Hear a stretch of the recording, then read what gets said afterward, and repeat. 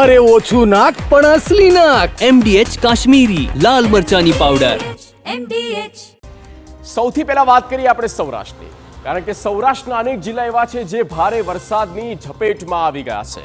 કયા કયા છે તેની વિસ્તારથી વાત કરીએ.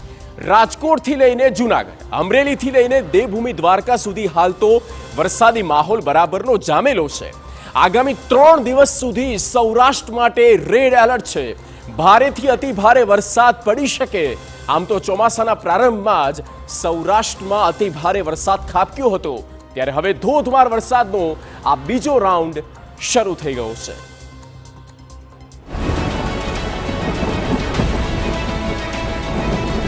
સૌરાષ્ટ્રમાં આવ્યો સાંબેલાધાર.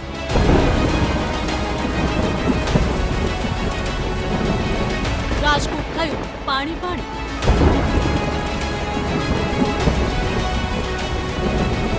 આગામી 48 કલાકમાં આવશે મુશળધાર.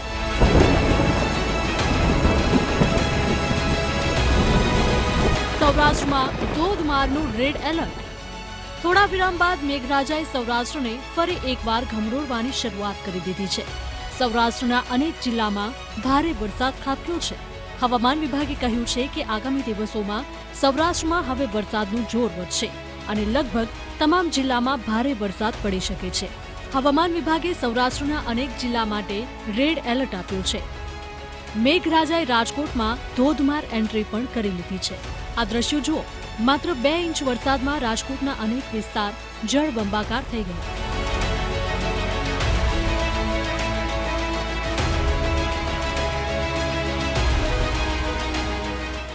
રાજકોટ શહેરમાં સામાન્ય વરસાદમાં પણ અનેક વિસ્તારો એવા છે કે જ્યાં પાણી ભરાવાની શરૂઆત છે તે થઈ ગઈ છે. આપને દ્રશ્યો બતાવવા માંગીશ. રાજકોટના 150 ફૂટ રિંગ રોડ પર આવેલ જે રામાપીર ચોક વિસ્તારના દ્રશ્યો છે કે જ્યાં સામાન્ય વરસાદ છે તેમાં આ પાણી ભરાવાની સમસ્યા છે તે સામે આવી છે.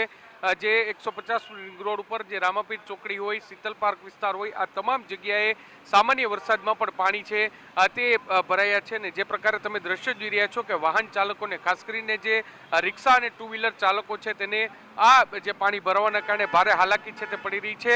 હવામાન વિભાગે જે રીતે આગાહી કરી છે ને, રાજકોટ શહેરમાં આજે બપોર બાદ વાતાવરણમાં આ પલટો છે તે આવ્યો હતો અને જે શહેરના અનેક વિસ્તારો છે એ પછી રાજકોટનો 150 ફૂટ રિંગ રોડ હોય, અમીન માર્ગ હોય, કાલાવડ રોડ હોય, જામનગર રોડ હોય, દરેક જગ્યાએ જે વરસાદ છે તે વરસ્યો હતો. લગભગ 15 મિનિટ સુધી ધોધમાર વરસાદ છે તે વરસ્યો હતો ને તેને કારણે જ શહેરના જે કેટલાક વિસ્તારો છે ત્યાં અત્યારે પાણી ભરાવાની શરૂઆત છે તે થઈ ગઈ છે. આ તમે દ્રશ્ય જે જોઈ રહ્યા છો તે રાજકોટના 150 રિંગ રોડના દ્રશ્યો છે.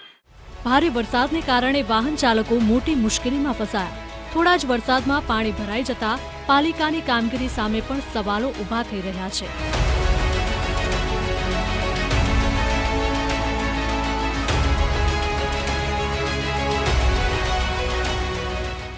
રાજકોટ શહેરમાં અડધા કલાકમાં 1 ઇંચ જેટલો વરસાદ છે તે પડ્યો છે ને 1 ઇંચ વરસાદમાં જ રાજકોટ મહાનગરપાલિકાના પ્રી મોન્સૂન કામગીરીની પોલ ખુલી ગઈ છે. આપને હું દ્રશ્યો બતાવવા માંગીશ. રાજકોટના રૈયા ચોકડી નજીક વિસ્તારના દ્રશ્યો છે કે જે પ્રકારે રસ્તા પર પાણી છે તે ફરી વળ્યા છે. માત્ર 1 ઇંચ વરસાદમાં જે પ્રકારે રસ્તા પર પાણી ભરાયા છે તેને કારણે વાહન ચાલકોને ભારે હાલાકી છે તે પડી રહી છે. જે પ્રકારે તમે જોઈ રહ્યા છો કે 2 વ્હીલર ચાલક હોય કે 4 વ્હીલ ચાલક હોય, જે પ્રકારે પાણી ભરાય છે ને તેને કારણે તેમને ભારે હાલાકી છે તે પડી રહી છે ને જે પ્રકારે વરસાદી પાણી ભરાય છે તેને કારણે ટ્રાફિક જામની પણ સમસ્યા છે તે જોવા મળી છે. આ દ્રશ્યો તમને બતાવવા માંગીશ કે આ રૈયા ચોકના જે ઓવરબ્રિજના દ્રશ્યો છે કે જે પ્રકારે વાહનોની લાંબી લાઈનો છે તે લાગી છે ને લગભગ જે 20 મિનિટથી આ પ્રકારના જે ટ્રાફિક જામના દ્રશ્યો છે તે સામે આવ્યું છે. કારણ કે પાણી ભરાવાના કારણે વાહન ચાલકો છે તેમના વાહન પસાર કરવામાં ભારે હાલાકી છે તે પડી રહી છે. જૂનાગઢના કેશોદમાં 5 ઇંચ વરસાદથી જળબંબાકારની સ્થિતિ જોવા મળી રહી છે. કેશોદ સહિત ગ્રામ્ય વિસ્તારોમાં ધોધમાર વરસાદ વરસ્યો છે. કેશોદ શહેરના નીચાણવાળા વિસ્તારમાં પાણી ભરાયા છે. કેશોદ શહેરના અનેક રસ્તા પાણીમાં ગરકાવ થયા છે. ભારે વરસાદથી શહેરમાંથી પસાર થતો ટિલોરી વોકળો 2 કાંઠે વહી રહ્યો છે, જેના કારણે અનેક ઘરોમાં પાણી ઘૂસી ગયા છે અને ઘર વખરીને પણ મોટું નુકસાન થયું છે.